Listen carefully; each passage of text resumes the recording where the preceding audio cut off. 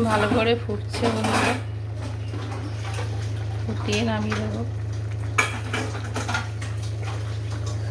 কালারটা খুব সুন্দর এসছে ডালের।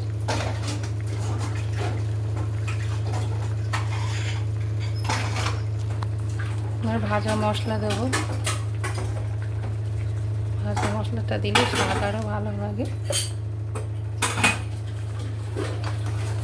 গোটা জিরে, গোটা ধনে, শুকনো লঙ্কা ভাজা করা ছিল, ঘরে রেখে দিই ভাজা করে।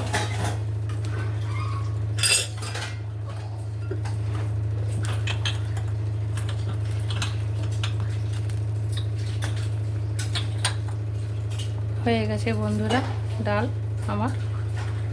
এবার নামিয়ে দেবো ডালটা।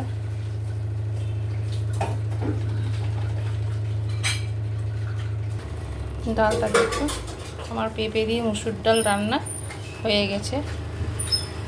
তো আপনারা বাড়িতে করে দেখবেন আমার মতন করে, কেমন লাগবে দেখবে, কত ভালো লাগে স্বাদে।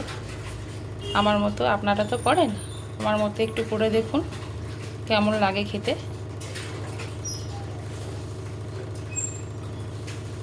আজকের মতো টাটা।